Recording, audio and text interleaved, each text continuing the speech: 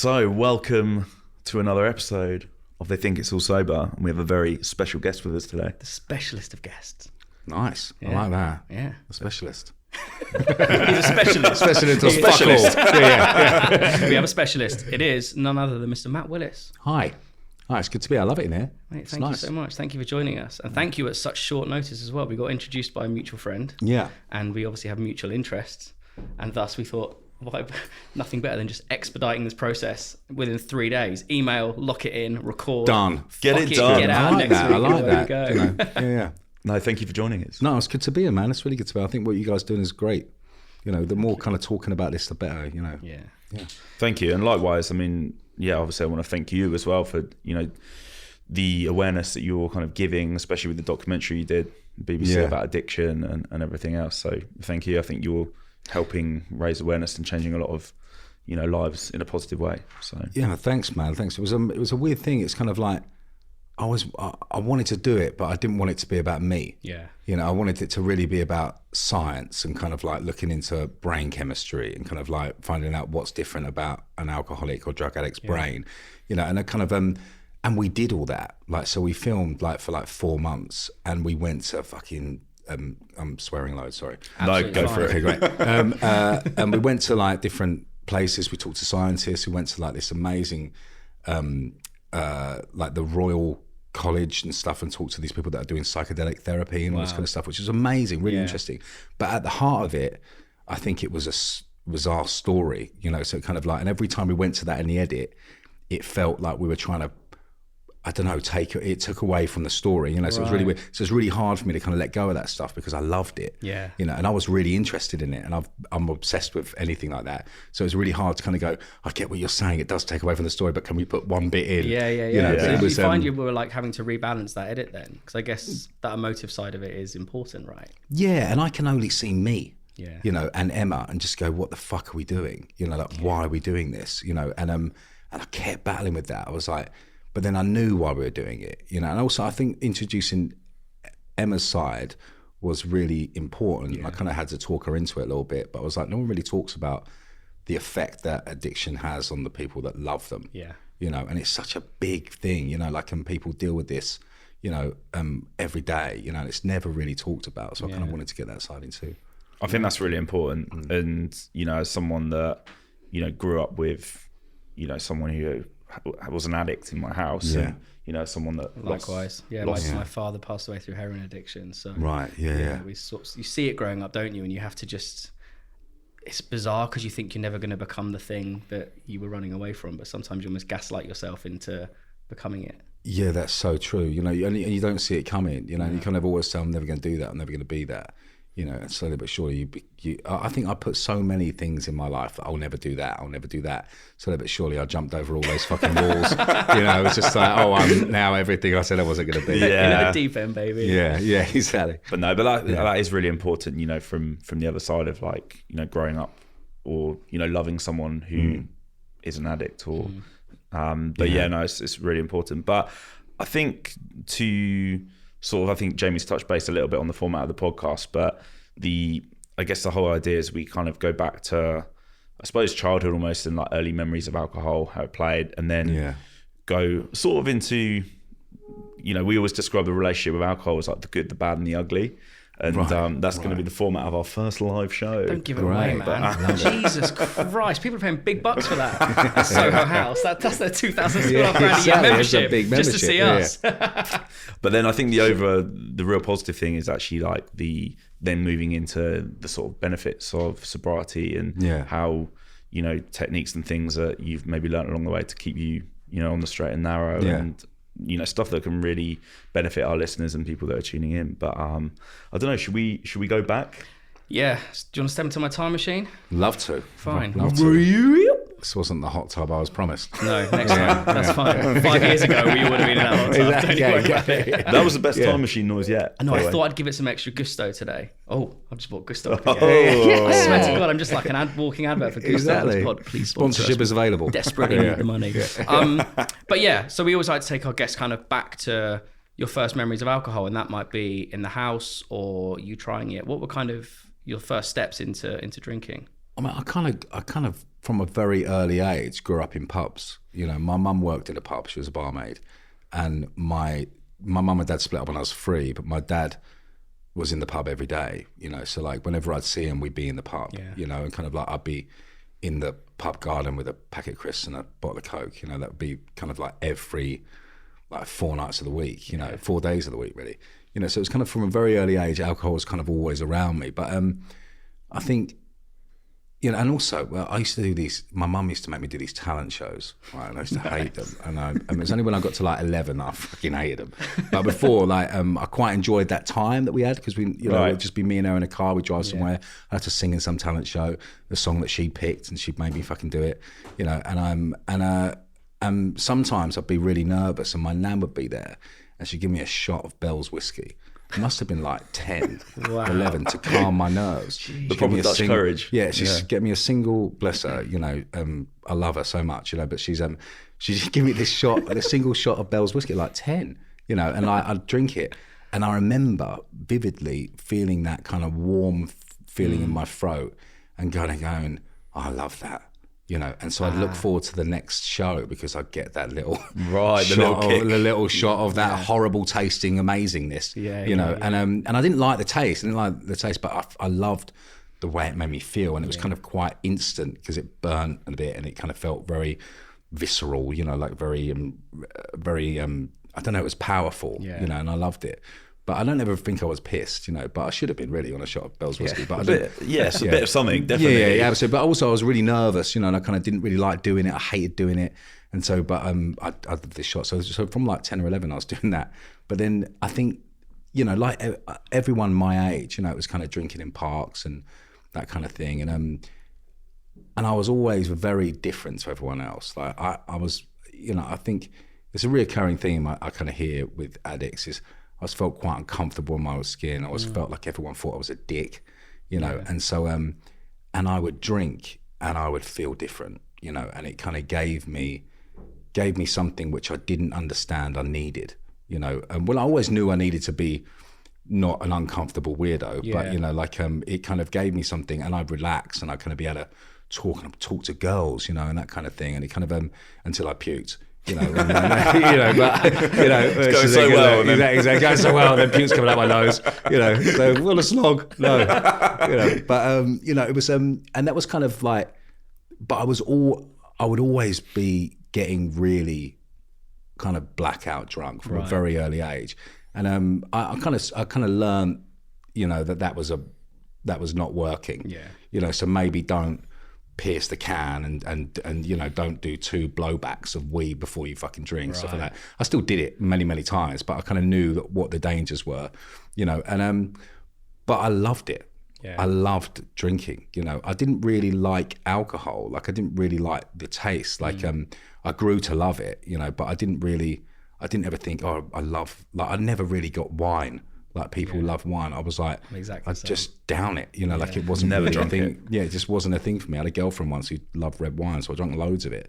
And I was just like, it's fucking, you know, it just wasn't my, been there, man. wasn't my thing, you know, what's the point of this shit, you know, but like, you know, and so from a very early age, I was kind of drinking heavily and smoking weed, and weed became like such a thing for me and my mates. Like it was our thing, you know, like it was our little kind of ritual. There was everything about it, from skinning up, from fucking, you know, trying to make the perfect joint, from learning how to do L's, you know, all this stuff from an older kid, you know, all this kind of stuff. It became really kind of and I was fascinated by making the best spliff and kind of building these stupid big ones, you know, and all this kind of stuff. You know, there's works of art. Exactly, works of art. You don't want to smoke because it's so fucking beautiful, you know, but you do. Put it in you the know, move. and I remember like one of the first times I smoked weed, like I had like a hit, and we're doing a hit and run, you know, so you hold it in till it comes back to you. I remember holding it in and feeling something and not managing to hold it in till it came back to me, and breathing out, and then just counting the time until it came back to me. You know, I just wanted that thing back in my hand, you know, and I didn't want to give it up. Yeah. You know, but like, you know, and I became really obsessed with weed for years. And then, but I was kind of I don't know, I was the kid who was always up for it. You know, I was the kid who was always kind of like, I wasn't really trouble, but I would do the thing that people were scared to do. Yeah. And I think it was all just kind of like trying to, I don't know, in some way prove myself or kind of like, or fit in or make people like me. So and I had loads of different groups of friends that I'd go and just fucking terrorize their thing for a night or two and then disappear, but it was always on me. I was going to ask, like, because you said about hating the talent shows, were you quite shy and then the whiskey kind of brought something out and then you became a character, or did you feel like you were always the version of Matt but then like an accentuated one, or did you have to create, because you talk a lot about creating character when it comes to alcohol and drugs? Yeah, I mean that's something which I have done my entire life. Is like people used to say I was quite a kind of social chameleon.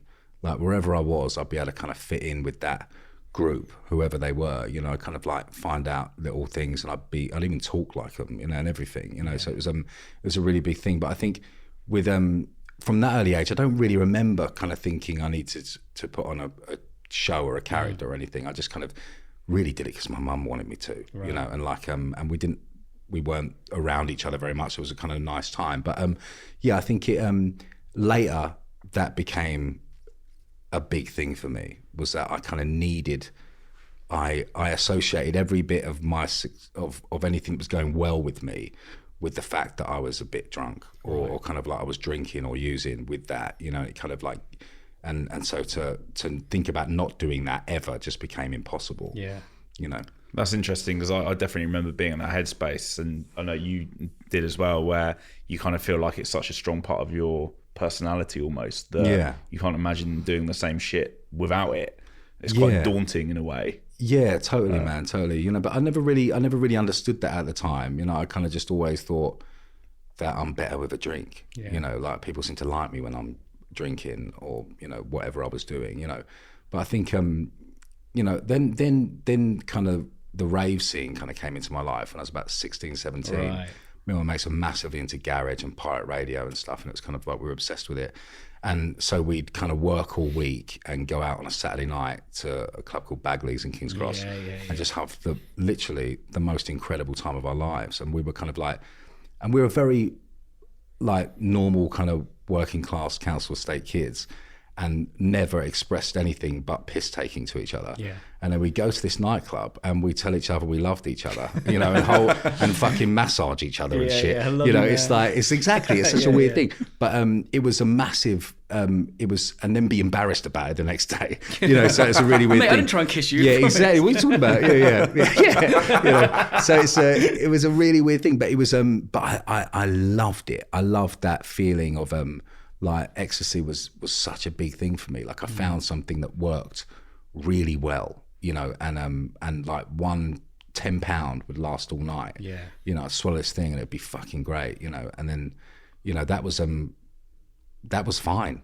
I was going to say, were you guys like going home, stopping the night, come down? You weren't doing like 4-day roll throughs? No, I was about 16 when we were going to Bagley's. I had a fake ID from Reed School. Love it. I'd go there, occasionally be asked for it, but like, and I was kind of starting the band with James at the time. So that kind of stopped, the rave thing stopped when I got more involved with James, because I had to go to Southend every weekend. So I worked all week to afford a train ticket to go and work with him, So kind of, that kind of stopped. And then things started to kind of, I think James was like, James Bourne from my band. He was so opposite to me. Like he never really got drunk in his life. Never touched a cigarette or a spliff in his life. Was a real kind of like geeky goody in a way to me, but I was just, we kind of formed this thing together, and it kind of worked, in this weird way.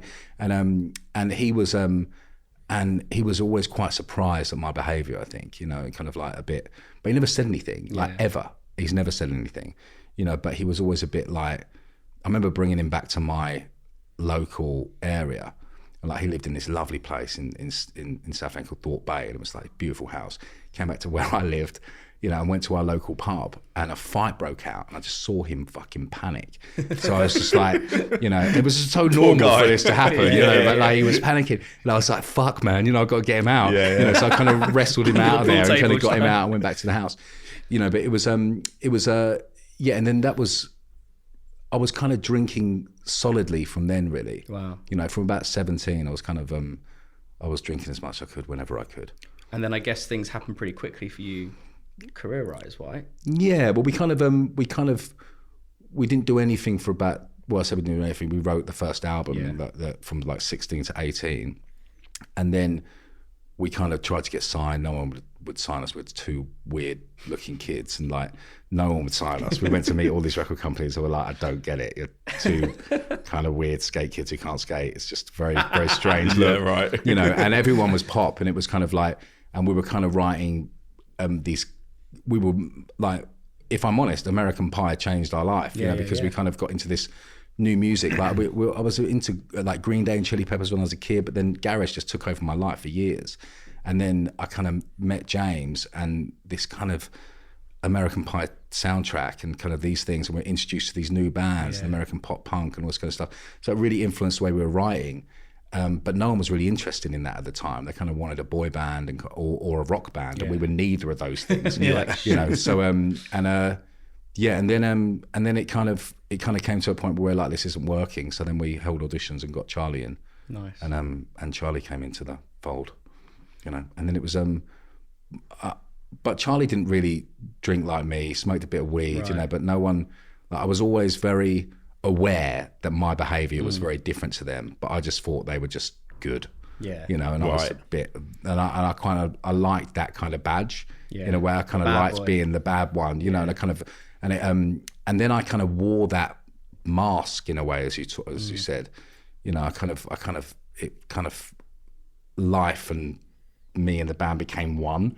You know, I kind of started living as that person who was kind of like, you know, it was okay to be drunk wherever you went, and kind of okay to do drugs, you know, all that kind of stuff, which it probably wasn't.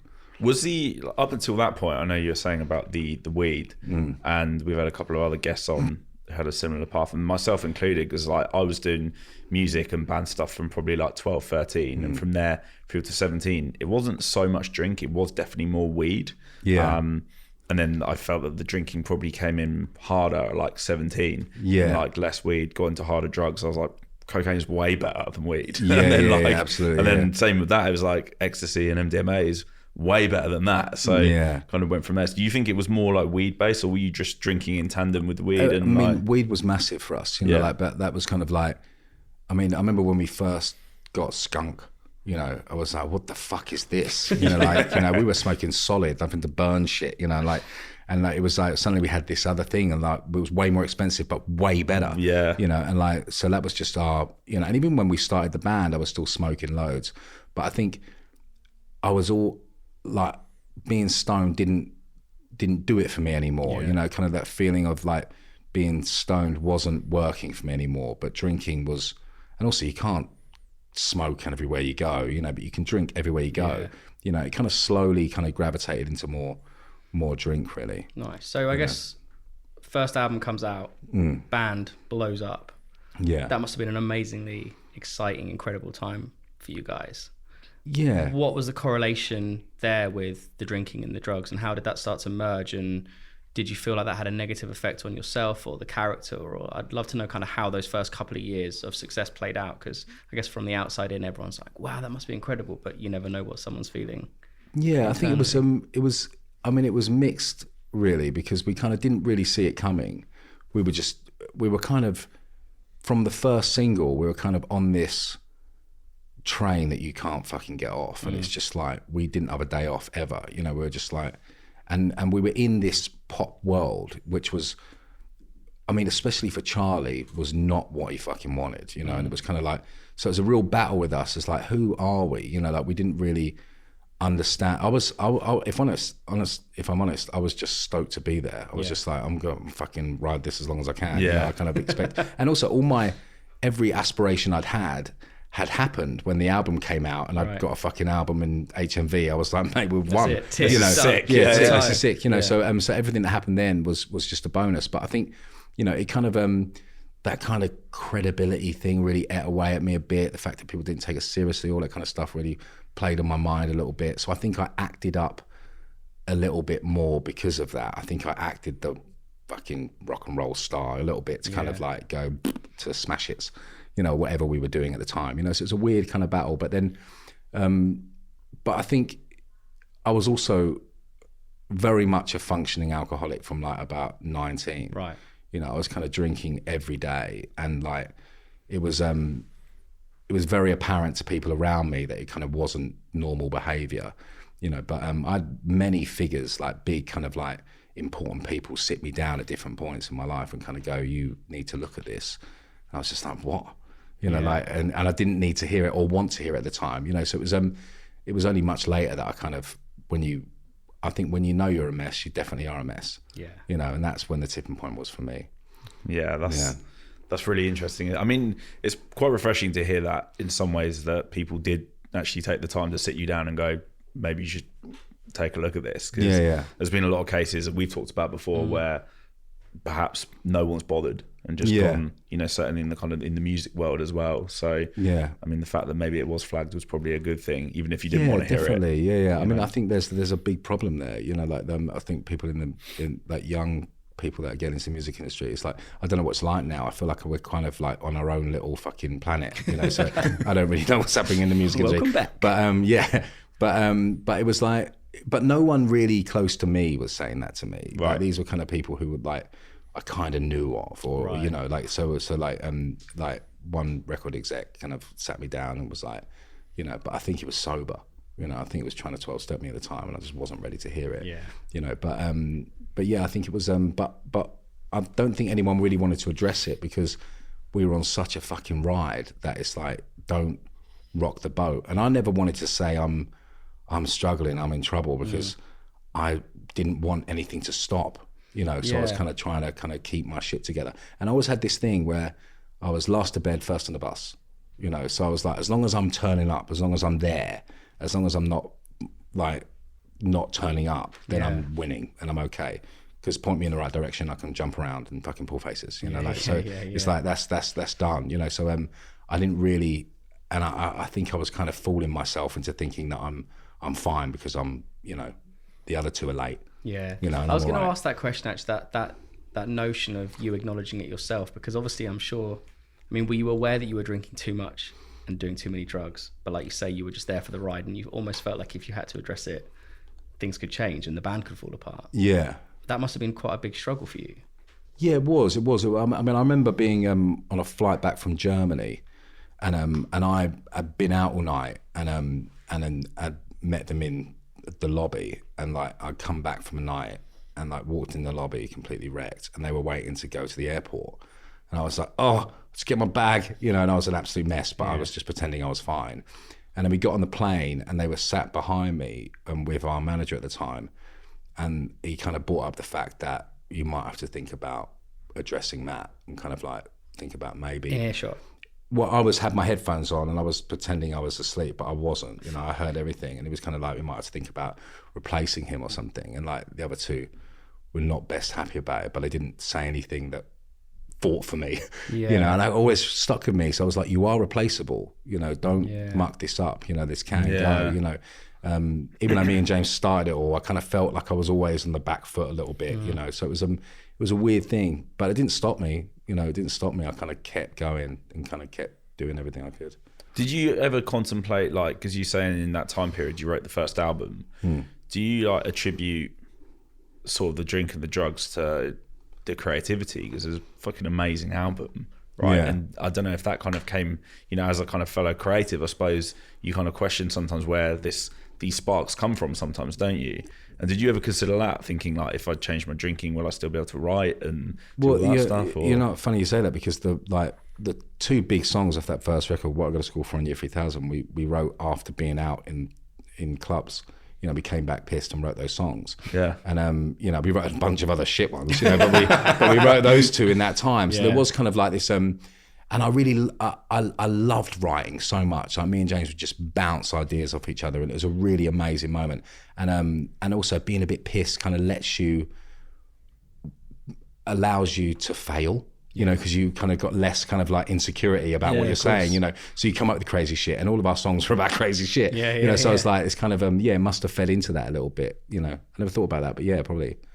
Yeah, it's interesting. I mean, you look at a lot of artists and like, I guess like first albums, and I think quite a lot of people when they do their first albums are probably quite engulfed in some form of drinking, drugs, and and everything else. And there's probably some correlation between the creativity and, there's got to be there's some science. We'll look into it. If you want to write a good record, get fucked up. Is that what you're endorsing on this podcast? Well, I heard Joe Rogan talking about it. Like, he was talking about, like, he'd always get high and write the best jokes, So there is something about, but there is something about that. But I don't know if that's, I think it's all work. It's like more time you spend trying to catch a fish, you're going to catch one.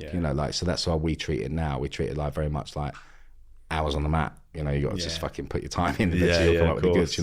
But at the time, definitely, and especially with performing, like, I couldn't imagine going on stage sober ever. Like, that was so, I needed free drinks to go on stage. Like, there was the thought of ever going on sober would be like, even on Saturday morning telly, like, we do loads of those kind of Saturday morning TV shows. I'd be drunk as fuck on those shows, like every Saturday morning. Like, I was the worst role model for children. Like, watching those shows, I'm there completely pissed. Mummy, I want to be like Matt. Exactly. Yeah. So glassy eyed and fucking sweating. So when you were doing the band stuff, I was quite interested because, I think it was perhaps in your the BBC documentary where you were saying that you would try and make it till midday to have a drink. I mean, was that applicable in like the band days as well? Did you have any kind of like, hey, I'll just get through to here before I have a first drink, or was it kind of like, well, anything sort of goes? And not really in the early days. Like, it wasn't that bad. I think there's a difference. Like, you cross a line. Like, I heard someone say in a room once that once you're a gherkin, you can never be a cucumber ever again. And I was like, brilliant. And I was like, that's fucking genius. It's the worst thing I've ever heard, but the best thing I've ever heard. It was like, and I think that's the point. Like, I crossed a threshold when I was about 23 where I couldn't make it till 12 p.m. Like, I would try every ounce of me to try and not drink and like wake up and say I'm not going to drink today, and like I would desperately try, and I just couldn't. Like, shakes would happen. I'd feel like something. I felt like if I didn't drink, I was going to die, and like, I don't know whether or not that was real. It could have been, or it could have been just my inner fucking addict going, take a fucking drink, but there was points where it was so painful and so awful not to drink, that I really felt like something terrible was going to happen unless I did. And then I had that drink, and that ease and comfort came over me, and I felt like I could deal with it. But it was there was years of that, and then my story ended up with kind of, I was, like I said, I had these things that I said I'd never do, and the last one, the thing was drinking first thing in the morning, and eventually I had to do that. So it's kind of, it was a progressive illness, in a way. It kind of got worse and worse and worse. Yeah. And at what point did you acknowledge in yourself that you were an addict? Well, I went to rehab twice. Right. And I didn't think I was an addict. I kind of went there the first time really because I felt like my record company were getting pissed off at me because I wasn't turning up for sessions, and like, I had a solo record that I was supposed to be making, and I was just drunk and not really turning up. So I kind of went to rehab to shut people up really. And then I went again because I was in loads more shit with everybody. And at that point, I didn't really know what to do. I was like, I wanted everyone off my back, but I didn't want to live sober. And I'd heard in the rehab, it's a fucking abstinence. And I was like, no, I just want to go, and I kind of want a little bit of a break from me for a little while, and then I can kind of, because part of me was like, are you just depressed? Are you just sad? Because that was an overwhelming thing of me. I was just really sad and quite dark, and I was like, I just need a break from that for a little while. And the only place I knew that did that was rehab. So I was like, right, I'll go back. I did 4 weeks there, drunk within 2 days of being out. So and I'd heard all these things and they all made sense, but I wasn't ready to hear it. So I think then the more it progressed, with knowledge there's responsibility, and I think, I'd heard so many things in that time. I'd been to see drugs counsellors, I've been to do everything I can, spent loads of money everywhere to try and find out what's wrong with me, and the elephant in the room was drink and drugs. But I was like, no, that's not it. That's not the problem. It's all this other stuff that's weighing on my shoulders. When actually you remove that, and you're like, oh, that was the fucking, that was the problem. It's scary though, isn't it? Because I think it's odd because sometimes you do that and it's like ripping off that band-aid, and sometimes you think it's you think you are the problem. Like I said before, I really do think when you were drinking and doing a lot of drugs, you gaslight yourself into absolutely thinking that you're the issue and that's the only way to feel better. And it's so mad that when you do find that exit strategy, essentially, you're like, fucking hell, actually I'm not as much of a cunt as I thought I was. Completely. It's you mad. know, I mean, they say that the great thing about recovery is you get your feelings back, but the bad thing about recovery is you get your feelings back. You know, and that's one thing that I didn't know how to fucking deal with. I was like, I found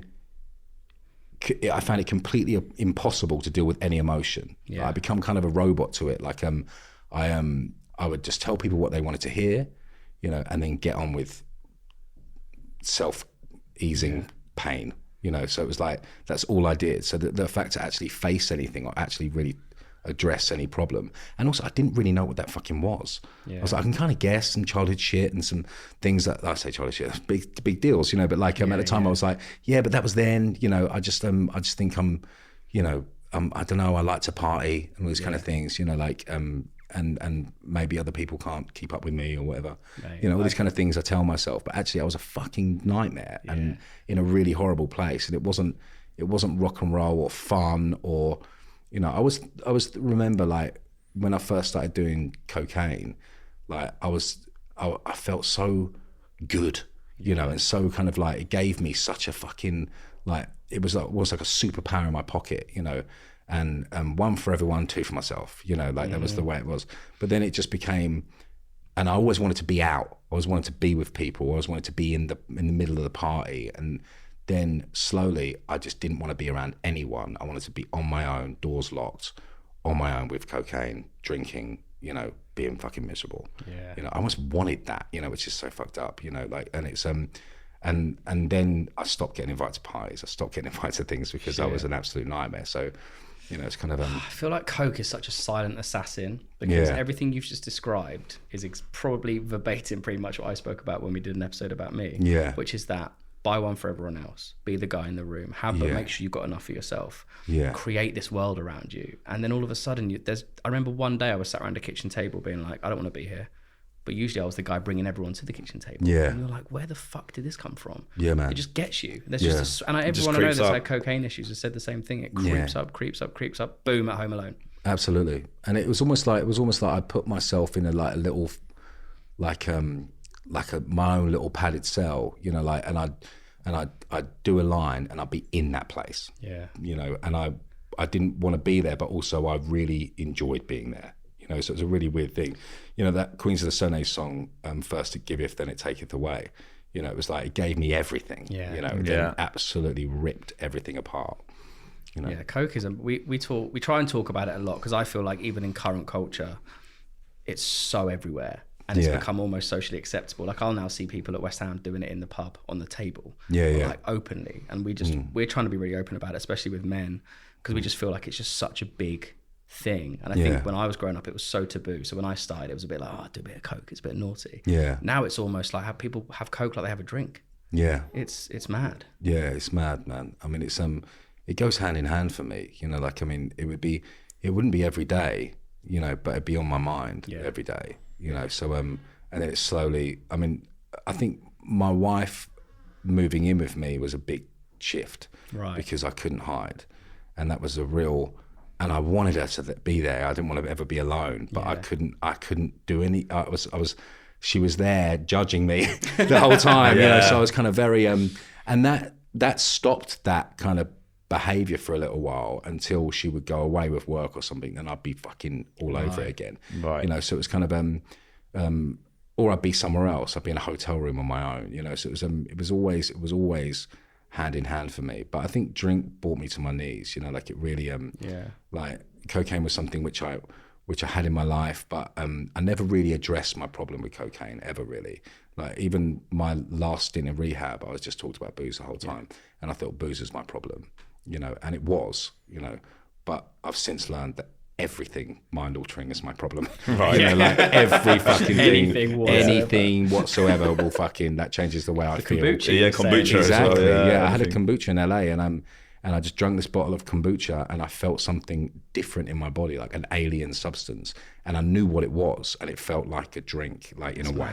And it was like, I can't understand why, you know, like I think it might have a small amount of alcohol in or something. And I think there's a fermentation process with it that might be familiar with. And it's probably negligible, the amount that's in there. But for me, I hadn't had a drink for 10 years and I was like, fucking hell, something's fucking in me, you know. And I had to go home. I had to go fucking back to my hotel and sit on the fucking bed. You know, I was like, man, this is really strange, you know.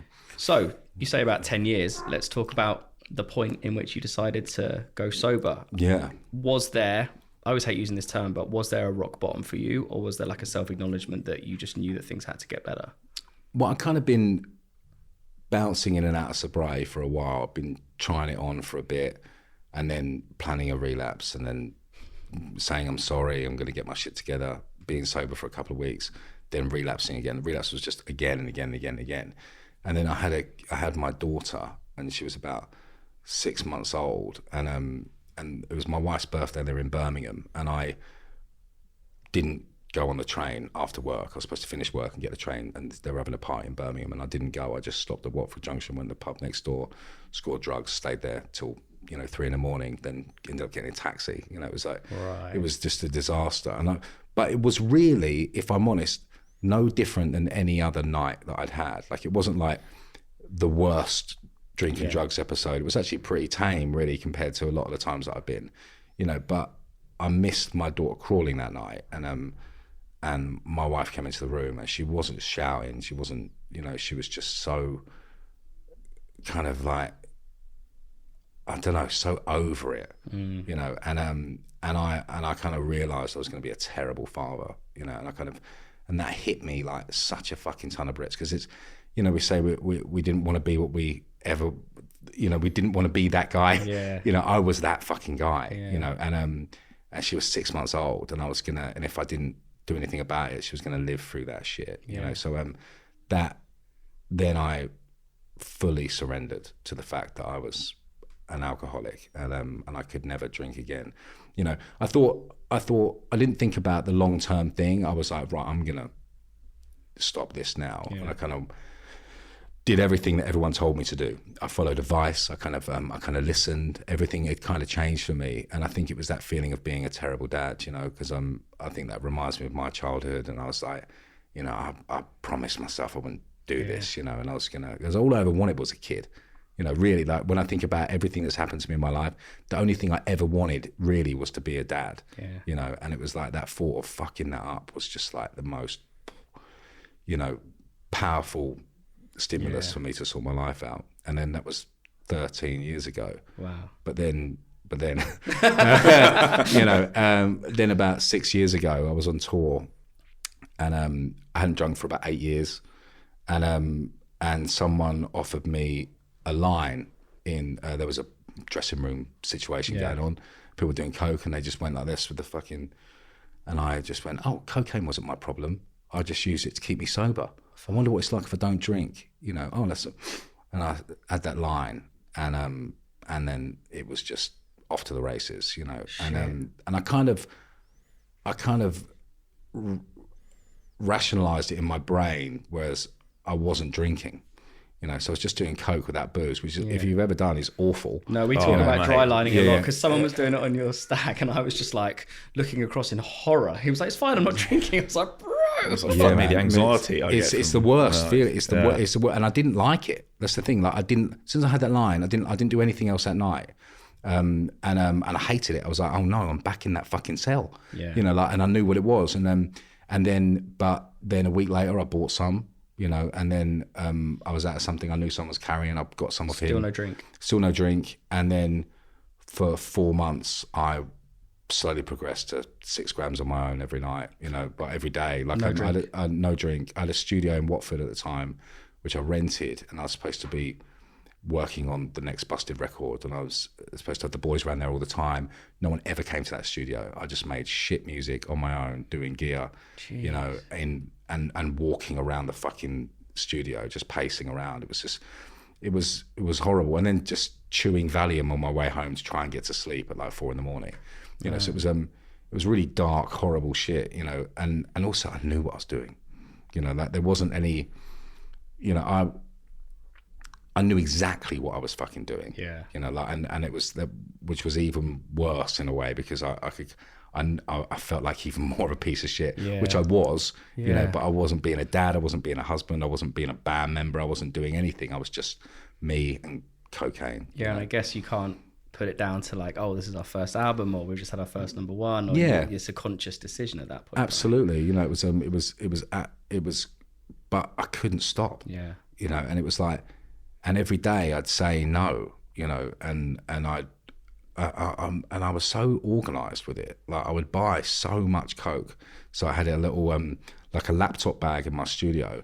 It was just filled with fucking like 12 grams at a time, because I know that I wouldn't ever want to, you know, run out, you know, so I'd just be there all the time just doing gear. And it was just a really fucking weird relapse. Like, it doesn't really make any sense to me. And it was just and I can't really pinpoint why it happened, you know. It just I just rationalized it in my brain and thought alcohol was my problem, coke was my problem, bang, and then I'm off to the fucking races. You know? I guess it's that addictive personality that people talk about, though. I referenced it on the last podcast. I saw this argument between Matthew Perry and Peter Hitcham on BBC, because he was saying you choose to have the second drink, you choose to have the third drink, and Matthew Perry was like, I choose to have the first drink. In an addict's brain, that takes over, and then chemically I don't have a choice after that. I'm wondering if that's a similar thing. You say no, but that first key, absolutely, first bag, you know, second bag, it's just I know from when I was doing quite a bit of gear, like, I didn't really want to be doing it, but you're just like, I need that to make me feel better, but that's the thing that's making me feel worse. You know it's not helping. Yeah, absolutely. Like, it's and mad. And I've never, like, well, I say that at the beginning, I felt like it was, like I said, a superpower in my pocket. Like, I felt like it was giving me so much. This wasn't the case in that time. It was horrible, you know, but I couldn't stop, you know, and I really tried, like, multiple times to kind of go no more. And I wouldn't go to the studio that day because that's where the gear was, or I would delete the fucking number, and I wouldn't delete the number. You know, like, I'd go, right, okay, I won't delete it just in case, you know, in a few months or something, you know, but I'd call in that day, you know. So it was a really weird thing, you know. It's like that addict takes control, and he gets the driving, you know, he gets the fucking steering wheel, and he's just in control, you know. And I kind of felt like I was completely powerless again. You know, and eventually I just came clean to my wife and told her what was going on. Do you think she'd known during that time, or been suspicious? She knew something. She said she had no idea. She thought I was working all the time, because I literally wouldn't see her. I'd never see her high, because I would leave in the morning, go to the studio, and then stay there all day till she was in bed, and then chew Valium like a fucking monster on the drive home. High as fuck, driving with fucking chewing Valium to get home.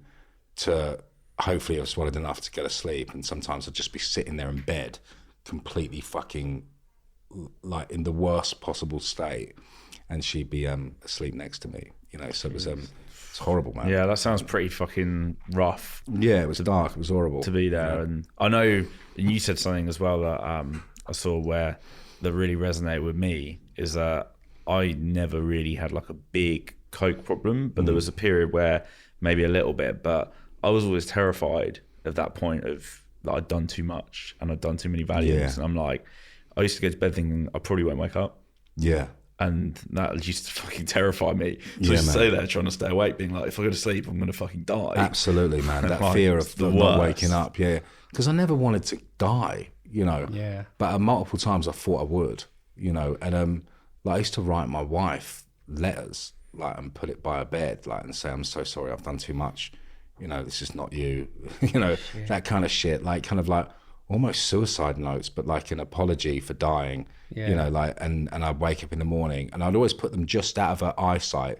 So if I did wake up, I could grab it, you know, and I'd just wake up and grab it. And sometimes it'd be 4 days and I'd remember it's fucking there and fucking grab it, you know, but there was so many times like that, you know. It was so weird, and feeling like you're falling to sleep and trying to stop yourself from doing it because you think you're going to die. Your heart's pounding out your fucking chest and you're feeling terrible. That's a horrible place to be. Yeah, I'm actually getting like the yeah, man. I'm like, getting it now. and that's the thing. Like it, you know, talking about it is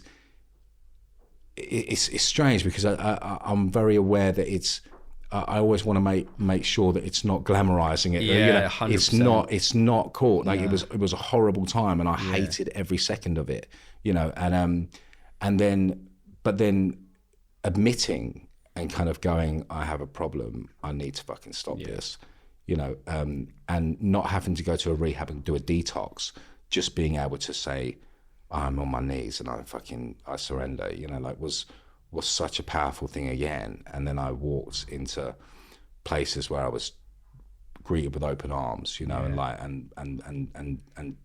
no judgment, no nothing. Just like, we get it, it fucking happens, we can fucking look after you, and that was just the most amazing thing. And I'm so thankful for those people, so, and then it's like, right, what wasn't I doing? Yeah. What wasn't I, and I wasn't doing anything to do with recovery.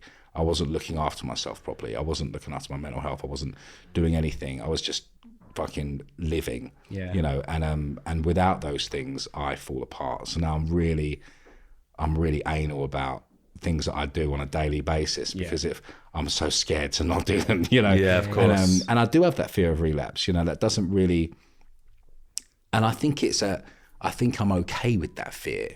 I'm not going to use today, but I do certain things daily, which, I meditate, I do these cold water therapy, I do all this kind of crazy shit, which just to be fucking normal. But that's okay, because the alternative is horrible. So I don't mind doing them. But I guess there's a beauty in accountability. We always talk about that. And if you're in that place where it may not be too far away, being accountable to yourself, doing those things that help you on that day. Even for me, it's like getting up early, having a cold shower, and then going and getting a nice coffee. To me, that's like, I'm good today. Absolutely. Start of my day. Absolutely. That's all it is. It's about making sure that you kind of, I don't know, it's looking after yourself, and also knowing that you fucking deserve it. Yeah. Do you know what I mean? Which is a really hard thing for me, because, that kind of inner voice that says you're a piece of shit, fucking will wind its fucking neck in, well, its neck out to me all the fucking time, and like, so knowing that I'm actually worthy of doing this, and I'm worth it, and it's good, it's kind of what I do. Nice. I think we should talk about some of the good shit that sobriety brings. Yeah, man. Because there's I think so. loads. Yeah. I think so. Yeah. I mean, I was going to say, it's just we have such a wide spectrum of guests on, right? And I think me and Jamie have pointed out before that we kind of stopped drinking without having to do rehab or AA. Yeah.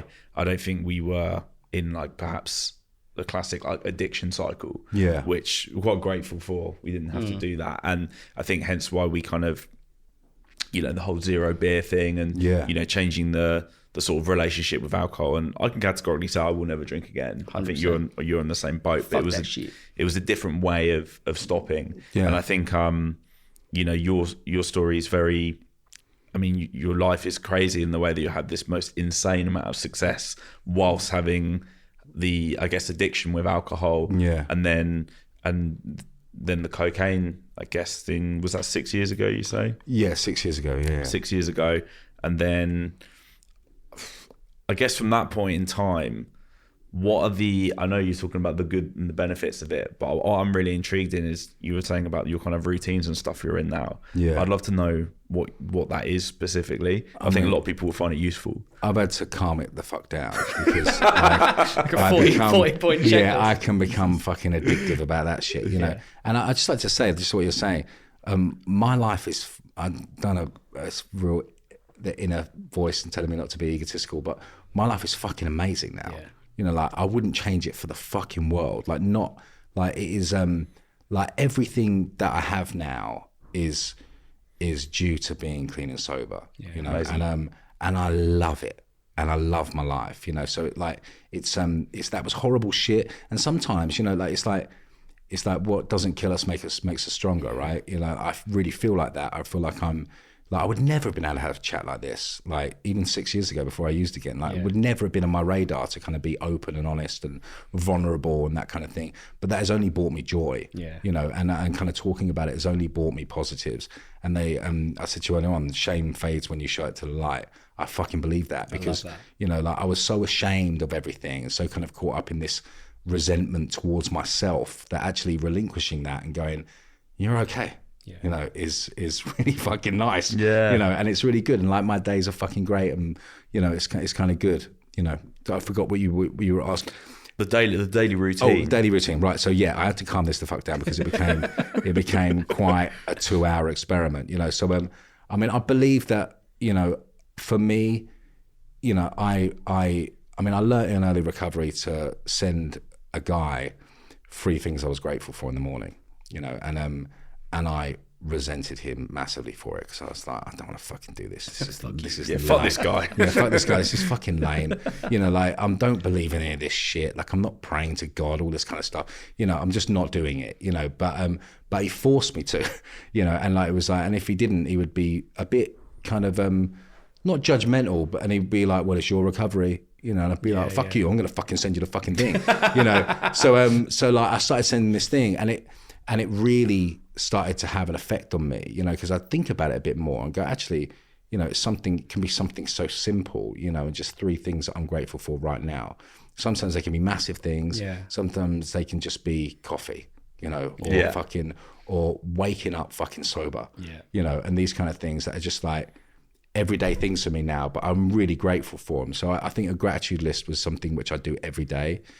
And it's been massive for me, and it's so easy. It takes like 2 minutes. That's great. It's really great, dude. Like, it's been amazing. And I've got a little WhatsApp group with like 5 different guys, and we send it to each other. I love that. And it's really fucking vulnerable and kind of, but it starts your day, and I get theirs back, and I'm like, bosh, you know, yes, that's mate, sick. You know, how fucking good. And some of them are early recovery as well, and it's like, and I'm not like I don't have any dogmatic approach. Like, I think like what you're saying about not having to go to rehab and do AA and stuff.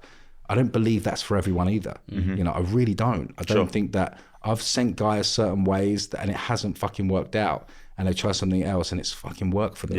You know, so I'm like, whatever works, just don't fucking use, you know, is great.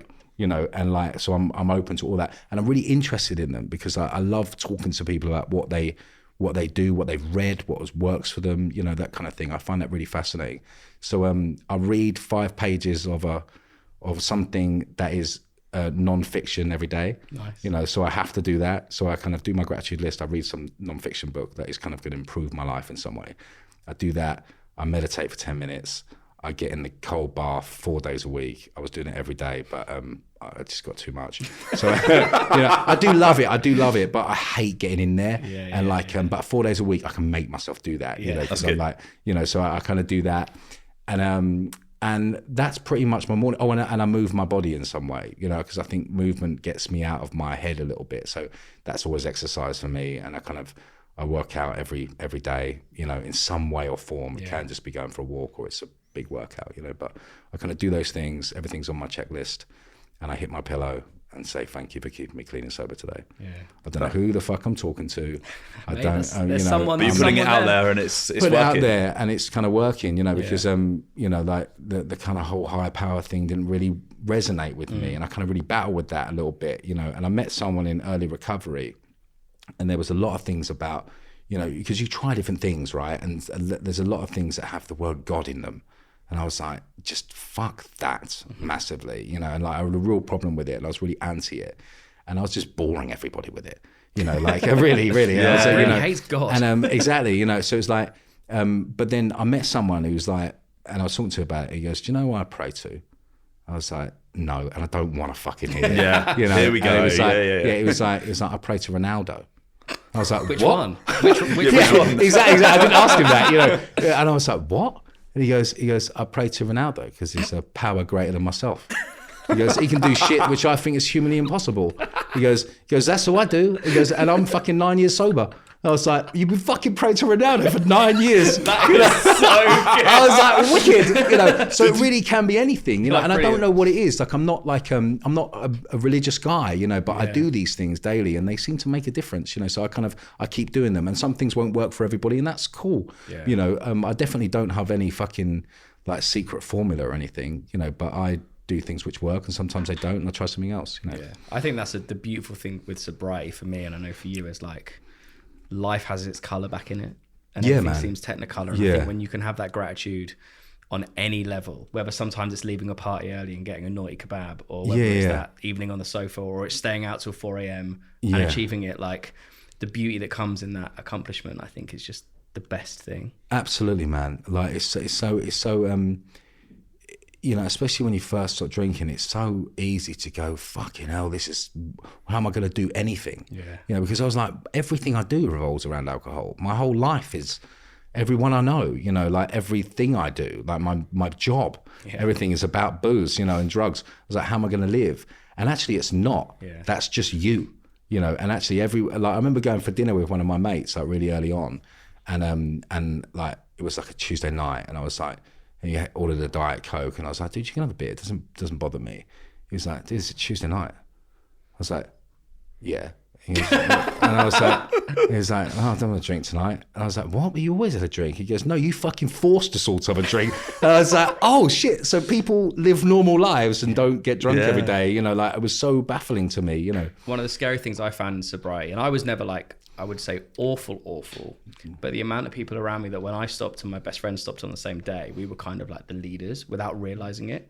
So many other people around me didn't stop completely, but were like, oh, I'm doing less bag, or I'm getting pissed less. And I was like, shit. Wow. Exactly the same. I was like the fucking leader without realizing it, because you'd finish a gig and you'd be like, right, back here, invite everyone around. Don't worry, I'll get the 5 bags in for everyone. Take away the facilitation of it. Is that even a word? Absolutely. The facilitator. It is now. Thank you very much. Praise Ronaldo. Love it. Like, and everyone else's life changes. Yeah, man. Pretty bonkers. It's fucking crazy, man. It's fucking crazy. We talked about that from, because me and Jamie have a long-standing relationship with Reading Festival. Right. And we were saying that it was basically Jamie and all of his crew, me and all of my crew, and it used to be fucking mayhem, like guest area religiously every year. And it's true, and since me and you have stopped drinking, everyone's just like, the guest area is no. I felt like I was at a yoga retreat. I was like, what the fuck's going on here? Everyone's like, I think like we definitely like single-handedly like took down that area. But that's wild. I've always thought it'd be really interesting to do a sober festival. Like to do even like one day where there's no booze sold. We are. I'm going to slightly announce this on the pod exclusive. We're actually launching next year. We're going to do a sober club night. Great, so brilliant. We're going to try and do a weekday dance event.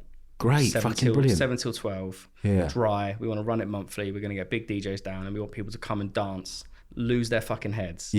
Connect with people. Great. Be loose.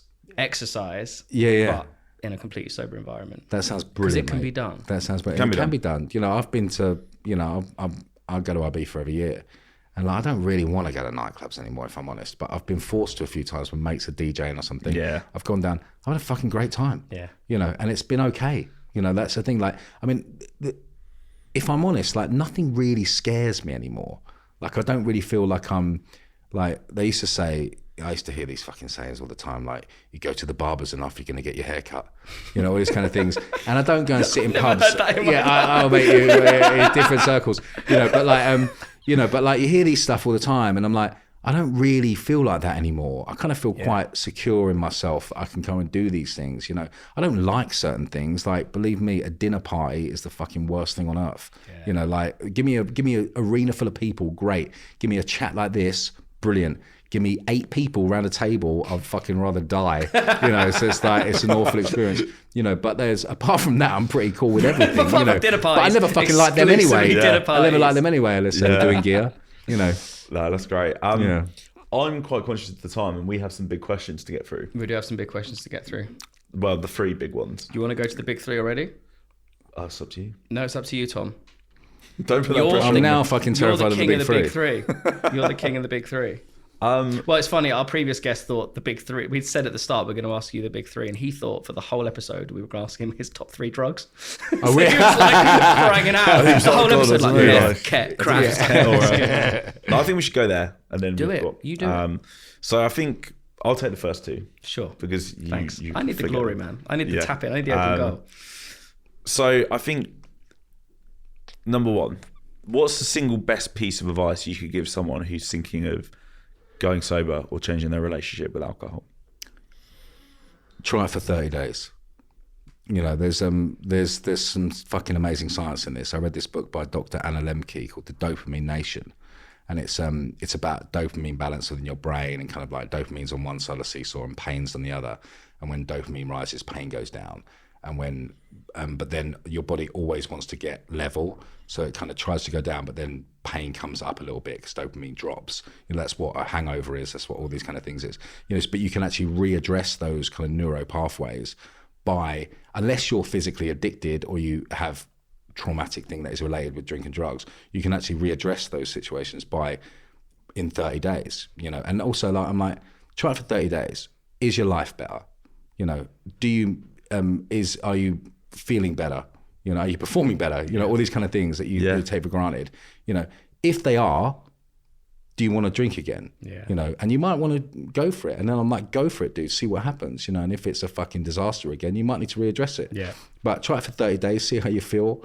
You know, and if you can't make 30 days, you might need to address it a bit more. Yeah. You know, is what I'd say. Perfect. That's really I think good. that was my favourite ever answer. That was actually great. Bit of science, bit of science, not too much. Yeah, you know, loved it. A little sprinkling of science. Yeah. What is the single best thing about cutting alcohol and drugs from your life? The single best thing, not being fucking exhausted. You know, like I found it so exhausting, like spinning those fucking plates and remembering what I'd said and lying, you know, and kind of like feeling that shame all the time. I didn't feel that, you know. That's so fucking nice. Like, and I didn't realize that for a while, and I was like, why do I feel good? It's like, I'm not fucking secretly scared that something terrible that I've done is going to come back to fucking bite me in the ass, which it eventually will. You know, I don't think you really get away with anything, you know, but I feel kind of content, you know, in a way, which is good, you know. Amazing. Yeah. That's beautiful. That's really good. Right. The big one. Okay. I would like you to write a letter to drunk Matt.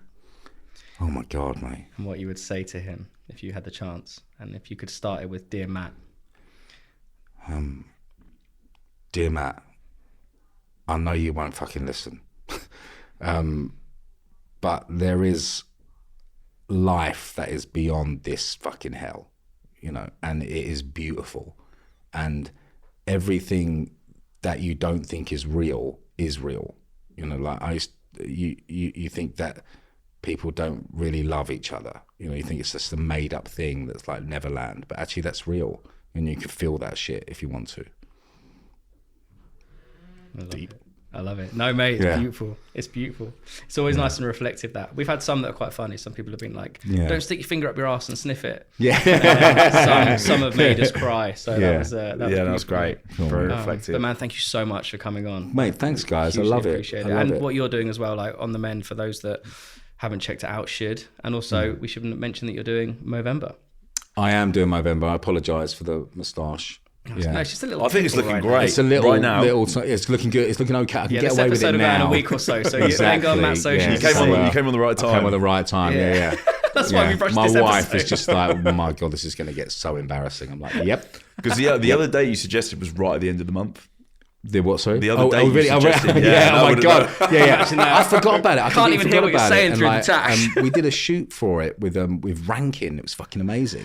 We did a shoot for it and we launched Movember, and they were like, "Are you going to do it?" And we all said yes. And the other boys just fucking blew us out.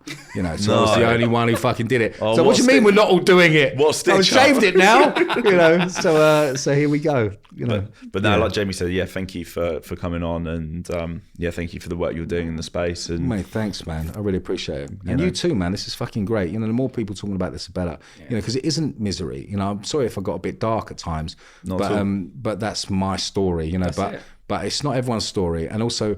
There is such so much to fucking gain from this.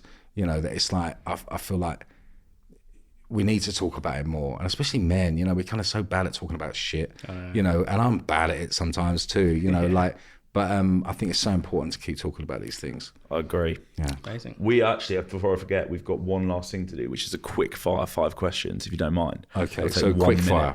So, okay. I'll let you I'm not very good at being quick. They were designed to be, right, so quick fire 5. Okay. So, favourite soft drink on a night out? Diet Coke. Favourite sober celebrity? Anthony Hopkins. Best sober date destination? Best sober date destination? Thailand. I had an amazing time with my wife there. Amazing. Best sober book or literature? At the moment, Dopamine Nation. Check it out. Cool. And finally, when time is short, exercise or meditation? Depends how short. I'm a dickhead about meditation. We'll go with that. Yeah. Boom. Thank you very much. Thank you. It's great. Thank you, Thanks, man. guys.